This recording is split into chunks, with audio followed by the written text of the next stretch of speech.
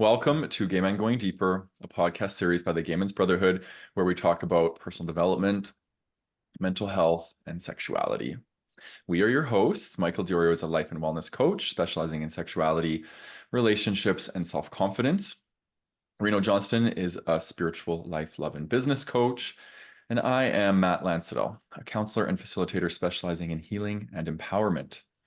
We each have our own private practice, and in this podcast, we're sharing all of our best stuff. So today we are talking about how to make friends with other gay men. We're going to be exploring questions like, what are some challenges you have making friends with other gay men? And what are some ways that you have found success in making friends? We'll continue these discussions on the last Thursday of every month in the Gay Men's Brotherhood sharing circles, where you'll have a chance to share your own experiences. We also have our connection circles, which happen on the second Thursday of every month, and our smaller, more intimate breakout rooms where you can discuss the topics on this podcast with other members in our community. You can go to gaymensbrotherhood.com and check out our event section to RSVP. If you don't have Facebook, you can also get on our email list, and we'll directly email you that Zoom link. And just a reminder that this podcast and YouTube channel are listener and viewer supported. If you enjoy what we're creating, you can support us by making a donation to the show notes using to the show using the link in the show notes. You can also subscribe to early access option on Apple Podcasts, listen ad-free, and gain early access to episodes.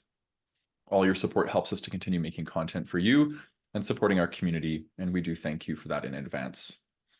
And if you're looking to accelerate your personal development journey, you can check out our coaching collection, learn how to heal and empower yourself at your own pace by getting instant access to 45 premium personal development coaching videos created by us, as well as our Healing Your Shame and Building Better Relationships courses. And you can find those on gaymengoingdeeper.com. And lastly, if you are new here, please subscribe to the channel on YouTube. And if you're listening on your favorite podcast platform, please subscribe and leave us a review. This helps us get into the ears of people who need us. We do appreciate that. All right, so this topic, it is one of the biggest pain points that I see. There's two big pain points that I see in my work. It's having a hard time finding relationships and having a hard time finding friendships. So it's a hard time finding connection. We've done so many episodes on this, but we figured we wanted to tackle it again with maybe a fresh perspective on how we can build platonic connection essentially with other gay men, because this is extremely important for our mental health, our well-being, to have friends. We have a unique challenge as gay men in the sense that we are attracted to the same sex that we would be friends with. This can happen in heterosexual relationships as well. It's not unique to us, but it tends to be bigger. It's a bigger thing for us. I find heterosexual people branch off, they get coupled, and the man will have male friends and the female will have female friends. That's a traditional structure. So you don't often have that issue with there being attraction in the picture. And I think this is one of the bigger factors that that causes maybe some disturbance or whatever to making friends, is that we can follow our biology, which is very normal, right? It's nothing that we need to be like ashamed of or anything. But when we follow our biology, we're following attraction, and it can make it more challenging to lead with the intention of platonic. Right. And I see this a lot in my connections too, is it's like sometimes their attraction develops and it makes it hard to just keep the friendship in the friendship zone. So but then we also have this beautiful intersection of friends with benefits, and that is something that we can play with as well, as gay men, that can make friendship very fun. But also there's the side of that too, where maybe some people don't want that. They don't want that intersection. They want just purely having a friendship. But I want to honor both. Both structures are very important. Friends with benefits can be a really beautiful container. So it's just something to be mindful of. And I think, just as the listener viewer, I want you just when we're sharing today, I want you to think about how you can maybe try something new, put yourself out there in a new way, vetting in a new way, right? Like maybe on the apps or these sorts of things. So not always putting people through that filter of, are they hot or not? Are they fuckable or not? What if we were to start expanding our horizons and having those lens as well? They're really important. But also, what about having the lens of like, is this person a good person? Do I have to always be surrounded by people who are attractive? Can I have friends that maybe I wouldn't gravitate towards sexually, but they would be maybe make a really great friend? So I think like, energetics, really tapping into the energetics of like who a person is, and would this person be a good person to have in my life? So yeah, so let's explore this. I'm really curious to hear your guys' thoughts on this topic. So we'll start with you, Michael. What are some challenges you have making friends with other gay men? My biology. Your biology, yeah. Exactly what you said there. That's probably the biggest challenge, yet Mhm. it's also fun. So I agree. I like to play in both those spaces. There are times when I really want a friend with benefits, and that's what I'm looking for. One of those times is now. Personally, in my life, I'm in the space of wanting that. That would be really nice. But then there's times where I don't want that at all, and I really just want platonic friendships, someone to talk to, and not have the sexual component with it.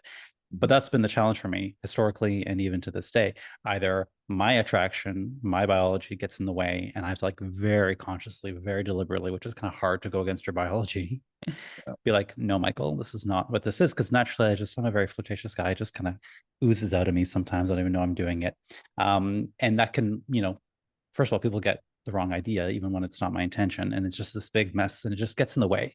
It gets in the way of being like, hey, listen, I really like you. Let's hang out or let's meet up.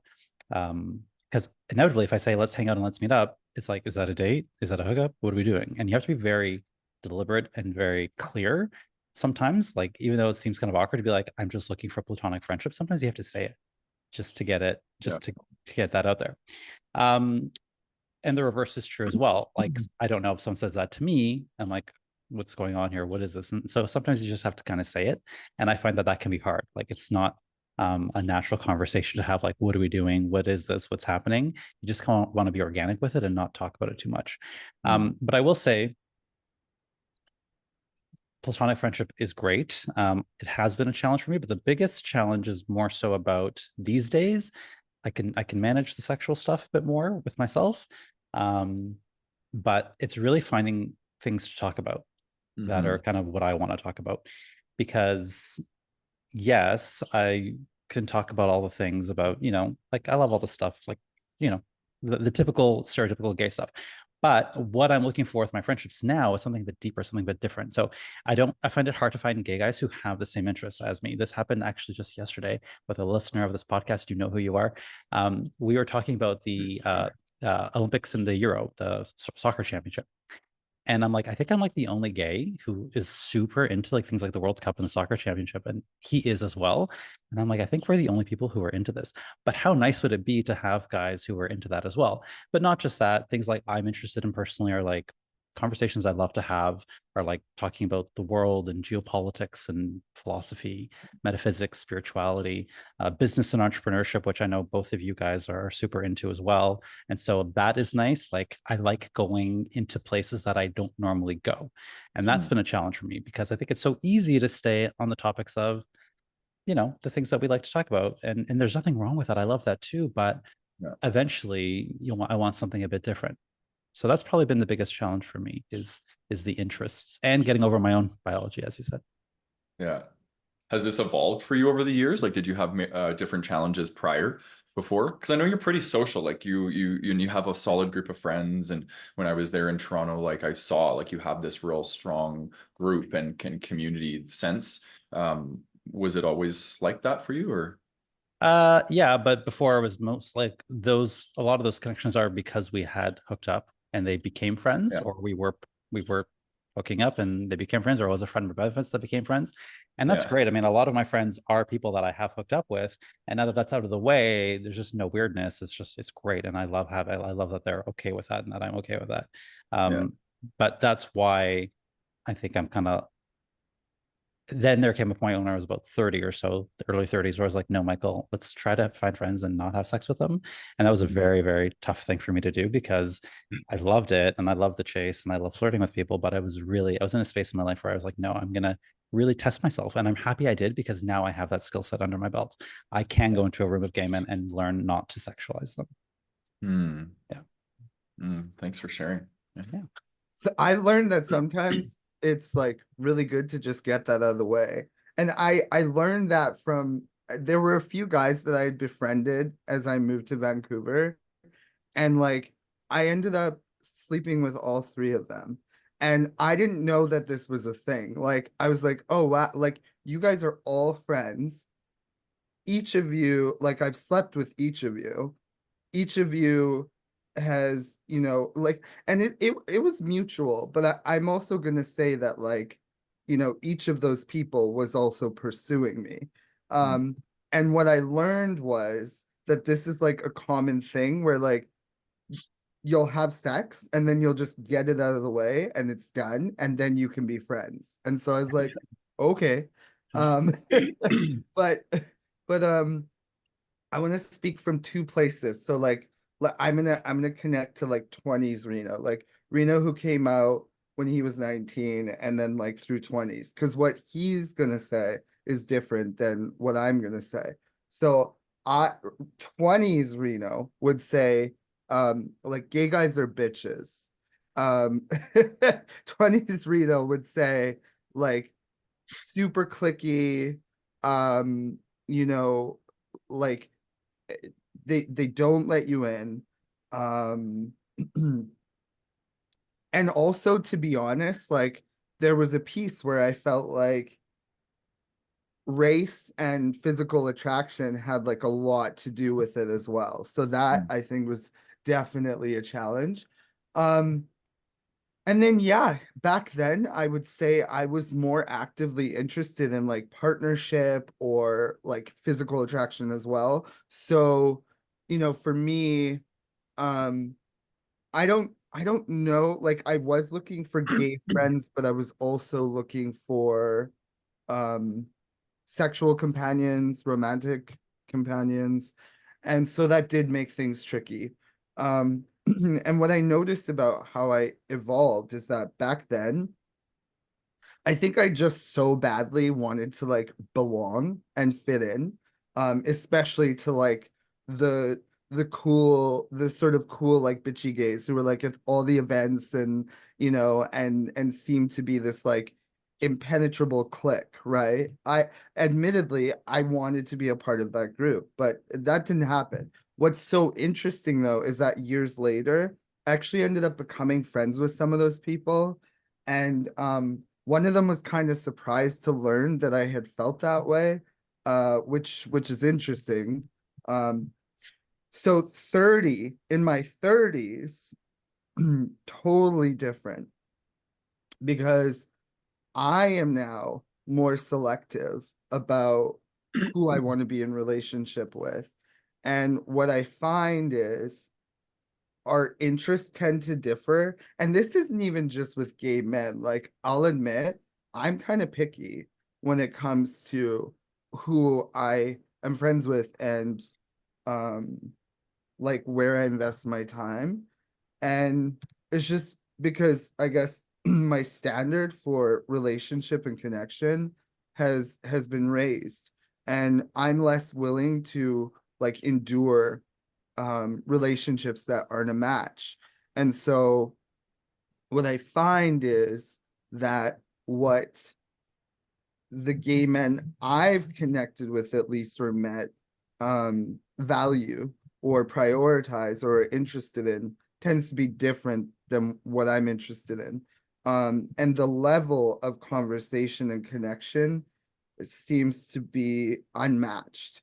And so I do have gay friends. Um, the number is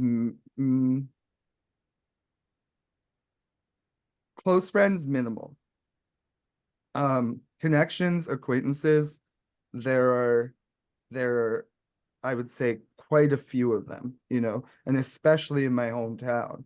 Like if I went there, you know, I'd be saying hello to most of the people that we know each other, but we're not like super close. So that yeah, I would say those are my that's my answer, I think. Yeah. Mm. Yeah. I have a question for you. Yeah. So, having sex with somebody that, how does that change the relationship for you? So, let's say it's like kind of a friendship and then you have sex with them. Does anything change for you? I mean, I would say in some cases I'm a little more invested. Hmm. In other cases, there are a few things that happen. One is I'm a little more invested. Another is that like one or both of us is a little less invested. Hmm. And sometimes it can create complication in that there might be like new feelings Mhm. or a higher degree of attachment. Um, but then in some cases, it's like, oh great, we got that out of the way. Now we can really just be friends, you know? Mhm. Because generally speaking, I haven't really wanted to have sex with them again after we got it out of the way, like Yeah. one and done, to be honest. So yeah, it's like, okay, great, let's go to the beach now, you Yeah. know? Yeah. Yeah. Very similar for me. I would say that one. It's the last one. Because once it's Yeah. out of the way, then at least my horny ass brain isn't thinking about that anymore. It's like, hey, I put that aside now so we can just get on with the business of being friends. Yeah. Yeah. Interesting. It's like more Yeah. transactional, it feels like. Uh-huh. Yeah. I Yeah. mean, I imagine myself like we're all like little puppies sniffing each other's butts. Once like, when two Yeah. puppies see each other, they sniff each other's butts and they kind of do their Yeah. thing. And then once that's out of the way, they're like, okay, cool, now we can play. That's how I This is imagine it. exactly Yeah. how I saw it when I was thinking about it. I was like, That's wow, hilarious. we're all a bunch of dogs. Yeah. Yeah. Like the gay handshake. Yeah. Mhm. It's interesting. Something came up for me when you were sharing, both of you actually, talking about feeling like different, or at least that's how I perceived it. Like no one shares my interests, or like, I want guys who are interested in soccer, or, Reno, you had that same thing. And it made me wonder, like, psychologically, like we grow up alone for the most part, a gay boy alone. It's like we have a bunch of gay friends when we're children, right? And then we get this messaging. Well, I'll just speak for myself because I don't want to speak for everybody else. I get this messaging around I am different. And I've carried this into my adulthood. And it's almost like part of me has like grabbed onto it and is like, yes, I'm different. And I've learned to like value it and appreciate it. But I think it's something that also creates separation. I see this a lot, like with even people in I actually, most of the gay men I talk to have this energy of like, I can't find friends. No one, is interested in the things I'm interested in, and blah, blah, blah. Or bitching about the mainstream gay culture. I just see so much of this. And I'm almost wondering if this is kind of ingrained in us from a young age to feel like we're different and that people don't share our interests, and maybe to look for it. I know that it's real. It's going to be there for sure. Like there's not every gay is going to want to talk about metaphysical stuff. But I feel like if we lead with maybe looking for like similarities as opposed to differences, and I'm basically talking to myself right now because I got to get better at this as well. Because I tend to be, the first thing I do is look for differences. How is this person not like me so I can stay safe over here, or whatever it might be? It's kind of like almost like a trauma response. Just made me think of that. So and Michael, you basically, your preamble, we could just replay it back and it would be exactly like mine. Like all the things I wrote down, you said them word for word, just replace soccer with hockey, and it's identical. So I don't want to go into too much repeat, but attraction tends to be a big factor. It's one or the other. There's an attraction and it makes it challenging to develop just a platonic connection. If a friends with benefit option is open, then it can become a great opportunity. But what I find for me with friends with benefits, I'm like, I'm in this tight squeeze right now. I'm like, I'm having a hard time finding the type of connection that I want, because I don't actually want a relationship right now. I'm pretty content with where I'm at, and I'm moving through a bunch of stuff. There's a lot of things that are changing for me in my life, and I don't want to be in a partnership right now. So friends with benefits is a really great container for me right now.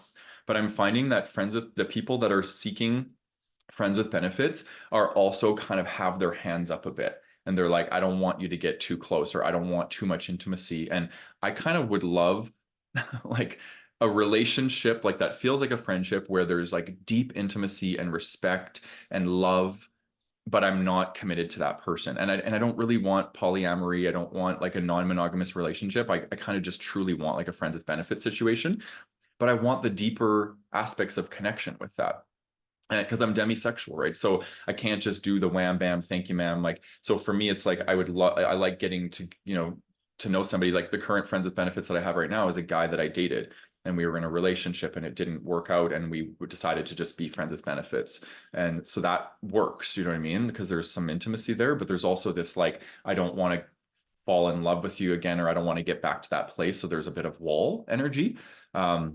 Which that wall energy is just a total boner killer for me, right? Like I need that deeper connection. So yeah, it's an interesting thing to navigate. I'm finding that there's a deep desire for intimacy, but it's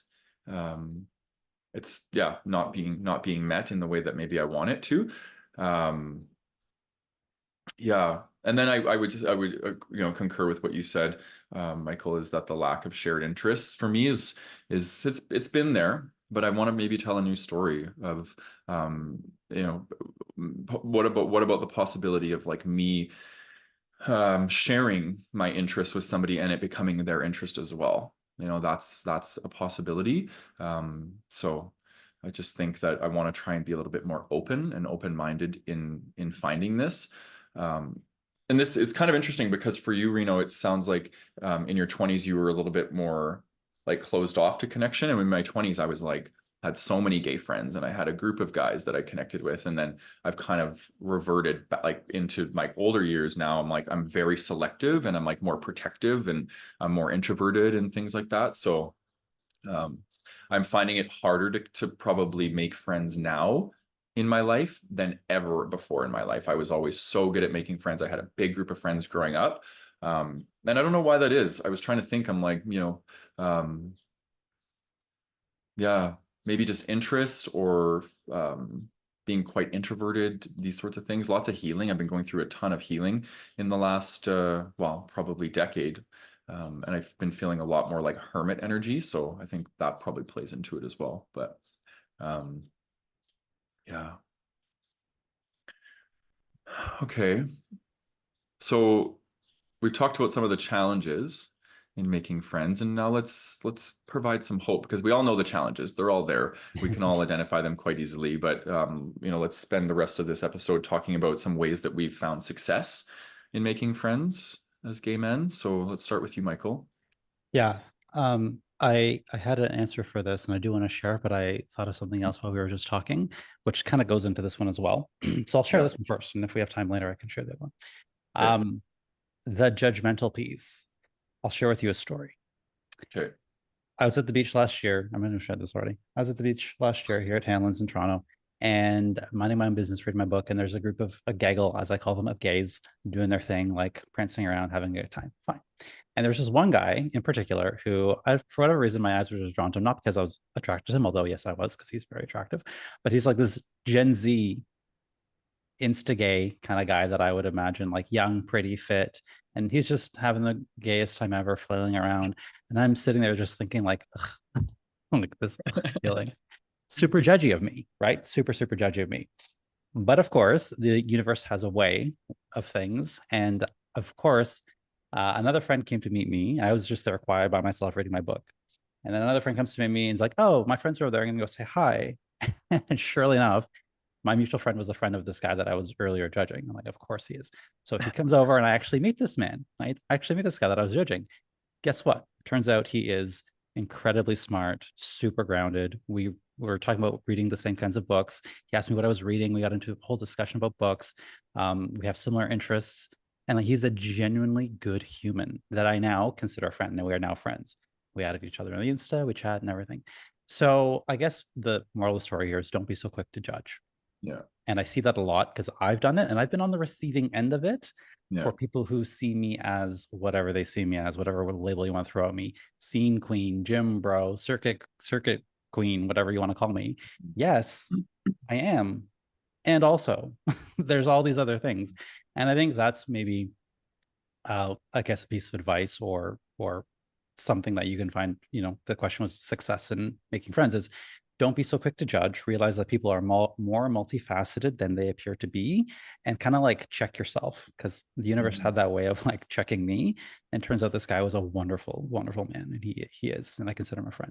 So that would be number one. And I think it's so easy to judge people based on what we see on Instagram, which again is just a curated version of what they want you to see, right? So if you see pictures of me at the gym or me at a circuit party, you're going to create a story, but watch Yeah. that story. It's not necessarily the whole truth, right? Yeah. I want to say something quick. The energetics of that is really interesting too, because we can feel it. We're all creatures of energy. We can feel it when somebody's judging and they're Yeah. in that judgy energy. No one wants to be around that energy, right? So then that perpetuates the story of I'm different, I'm alone, I don't have friends, I'm over here, right? So if we can maybe turn our judgment into curiosity, Yeah. how would that change our experience of ourselves and the people around us, right? Yeah. Totally. Yeah. So I'll leave it there for now. And if we have time later, I'll give you my other one, but let's go to Reno. Yeah, thanks. That was good because I can definitely notice where like my back is up um in some of these situations because of what I've experienced historically, but then what I see is um as a result of that, I potentially end up repeating a cycle and manifesting perhaps the thing that I don't want. So I love that. And it's funny too, because like probably I'm gonna say, well, definitely at one point he was my best gay friend. We're still very close. The relationship has just shifted, but um, you know, I think people would be surprised that you know this particular person and I are such close friends because we seem so different. But what I love about him is that we can like kiki and have a good time together, and then we can go like really deep, you know? And so that's great. And what I loved about our relationship was that actually sometimes I just didn't want to be deep, and with him, I didn't have to. We could just be Mm. goofballs and watch like RuPaul or Family Guy because that's what he was into, and he just like feed me, and it'd be amazing, you know. So, um, yeah, I think for me, it's been putting myself out there. You know, I, I volunteered. You know, I've gone to different events. I've participated in different groups and communities. Um, I know that joining like sports teams requires, which I haven't done, but I know that that can also work really well. And I think what you said earlier, Matt, is probably more important than like let's say the more pragmatic aspects of um having success in making friends. It's the energetics, you know, Mhm. because what I get about relating and relationships is that when I am embodying energetically embodying openness, curiosity, availability, willingness, um that tends to be felt by the universe, you know. And it's like I am then a space for what I would like to come in. So yeah, I would say that those are my answers for now. Yeah, Mm. yeah. What about you? Yeah, you know, if there was an award for the most online friends, I would win it for sure. But I have like barely any gay friends like here, like in person, which I want that to change. I feel like I want more community, in-person community. Um, but yeah, I guess, you know, building community and like being open, I think that's a great way to make friends because my online friends, like the people that I connect with, are those connections are so special to me. But I think there's this part of me I'm yearning for what you said, like playful, just fun, light. Like I'm coming out of like a very long, dark healing journey tunnel, and I wanted friends who I could like be held by and like talk about deep things and talk about my traumas and things like that. And like I'm not yearning for that now. Like I'm yearning for more playful fun. So I think that will shift. I think that's going to bring that energy in. And both are important. Like honestly, I would never bypass that part of myself because those friends that can hold me are like so important. And those are like my ride or die people. But I kind of want lighter, funner kind of people to go out dancing with and you know have a crew. And my favorite show is Big Bang Theory, and I watch it like all the time. And they say that when like your subconscious is always being drawn towards your subconscious comfort zones, right? Things, and those are usually things that we're not quite aware of. So if like you watch, home makeover shows or something like that, maybe there's a personality need that's being met or scratched by like you watching that. And for me, I think there's a yearning to have like that really close knit like group of people that you like connect with all the time, and those are your people. I have them, but they're separate. They're all separate people, like one-on-one people. It'd be fun to have like a crew, um, so that's interesting. But as far as like how I've had success making friends, I think like Michael, a lot of my friends have come from dates. So go on a Tinder date, doesn't work, and it's like, let's be friends. So I would say most of my male gay friends are guys that I went on like Tinder dates with. Like maybe 2% I've had sex with. Like I don't usually have sex with guys that I would just want to be in a friend connection with. And then so I'm doing something, I'm trying something new now. So on my dating apps for the first time ever, I just have seeking friendship. And it's interesting because a lot more people are coming through. But it's very interesting because seeking friendship and vetting for friendship is similar to dating in a way, right? Like, because I still want value alignment. I still want certain things, certain shared interests that we can hang out and do certain things together. So it's fascinating.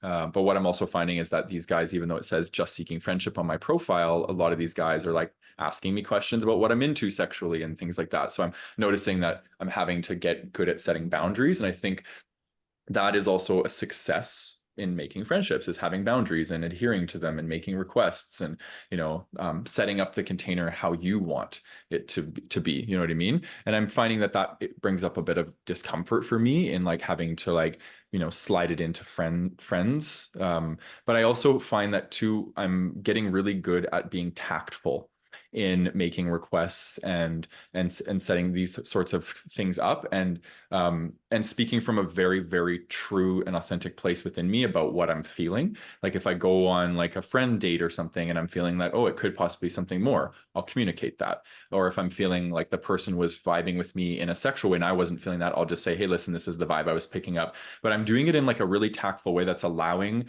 it to open, right? And I'm finding that like leading with that part of me that's sensitive about to rejection or criticism, like leading with that part and being very like humble around that, people are very open, and it's leading to like some cool connections. um so the apps can be such a beautiful way for us to connect, but there's a lot of discernment and a lot of strong communication, I think, that's required in order to do that. And I use authentic relating, like that's my number one communication modality in all interactions now, and it works quite well, I find, in that space. um but yeah, the lines still get blurred for sure, and that's just part of it, I think. So yeah, and then I liked what you said, Reno, embodying. I can't remember what you said, like a bunch of words, but I kind of just interpreted it as like embody like humanness, right? And like go towards connections as a human. Like, yes, we're going to have these things like political ideologies or these sorts of things. And I think it's important to lead with those, even more important when looking for a romantic partner. But like, what if you were to be friends with a Republican and you're a Democrat? Or what if you were to be friends with a Christian and you're an atheist? Or you know what I mean? Like, is that okay? Like, can we still be friends with people and like connect with the human in that person and not be so driven by rejecting people because of ideology? That's just something that I think about too, because I think I've learned a lot from people who don't think the way that I do. And it's helped me grow for sure. So I think being open to different types of connections can be really, really powerful as well too. Yeah. Yes. 100%. Did you want to? Yeah. Did you want to share your last point? Yeah, I do. And it's great because Reno actually covered a bunch of it, but there's one piece I want to add, if it may be my final piece of advice. So Okay. finding success. So I hear this a lot from people, is like, I don't want to be the one to reach out. I don't want to be the one to make plans. Like, girl, own it. Do you want friends or not? If so, just do it. Like, I am the one to reach out. I am the one to make the plans. I am the one to start the group chat. I'm the one to keep reminding people, hey, we're doing this. We're going here. We're going to go there. Want to come? Want to do this? Want to do that? And like, I don't care. Like, I'll be that annoying girl. And so I think if you do want that friendship, I think so many of us just are take such a passive role. Mm. Like, I'm just gonna sit here quietly and hope my best friend knocks on my door, and like they're not going to go out. And Reno had a whole bunch of really diverse ways of meeting people. Part of owning it is go where your people are. Go to that sports league, go to the choir, go to a book club, wherever they are. Go to the nightclub. I don't know where it is, but find those places and go to them. And I realize that for those of us in urban centers are spoiled for choice, where there are a lot of people who are in rural areas that are not. And I do get that. And that's where the online piece does come in, like our community at the Gay Men's Brotherhood. Fantastic place for those of you who aren't in urban centers. But for those of you who are, and you are spoiled for choice, get out there. Be the one to go out, like be the one to ask, text the person, say, hey, let's go out. And so I think a lot of people that I see just don't want to be that one. They want to kind of stand by and let others come to them. And I'm like, no. If you want this, you got to work for it. Especially as adults. We aren't kids anymore where you have to go to school 5 days a week and you're forced to be friends with people. Like, you have to work for it now. Yeah. You reminded me of something that, it's very different where you live compared to even, let's say, where I live. Like, I live in a pretty big city still too. It's like 1.7 million. But even if we're talking about like a city like Winnipeg, right, which is like whatever, 500,000. So when you go to an event, Michael, it's not likely that you're going to see like maybe all the people that you've had sex with at that event, because there's so many gay people in Toronto. If you go out in smaller places, right, it's like guaranteed. So there's this energy, I think, and the theme for this month is social anxiety, and I think we'd be remiss if we didn't bring this piece up. Like, making friends when we go out to events, it's like, everyone's had sex with everybody and their boyfriends and this and that. So there can be this energy of like, it can feel hard, right, to go out to these events because, what if you ghosted this person and they're there? So I don't want this uncomfortability. I'm going to stay home, right? So the social anxiety can be a real big factor that can prevent us from making friends. But I liked what Reno said, like, and what you just said, like, put your big boy pants on and like, learn how to have difficult conversations and move into these these challenging conversations. Because It's like the dating when people say, I don't want to text him first. It's like, just text the person. It's like that. Yeah, I've had those uncomfortable conversations too, and they really are, but they're also like, they change things. I remember having a conversation with someone who seemed a bit standoffish, and one of the first things he said to me was like, yeah, I didn't really like you when I first saw you. And I was like, I didn't really like you either, to be honest. Like, I thought you were kind of stuck up. And we just had a laugh about it. And then we started talking, and we became dear friends, So it does happen like that. And I love what you said, Michael. I had written that down and I totally forgot because I haven't been looking at my notes, but this piece around creating. Like, when I was in Winnipeg, we created this group called QPOC, and it was for queer, trans, and people of color, right? And it was amazing because that seemed to be missing, and then we created it, and all of a sudden, out of the woodwork come all these people who are a match for what we created. So it really, I mean, the Gay Men's Brotherhood is a perfect example of that, right? It's like there's a gap in the market, fill it. So I love what you said, and I think, yeah, like, if there's something really specific that you're looking for, if you name those values, if you name what it is you're looking for, the psychographics of the people that you're looking to connect with, and you create something that speaks to those people, they'll come out of the woodwork. Yeah.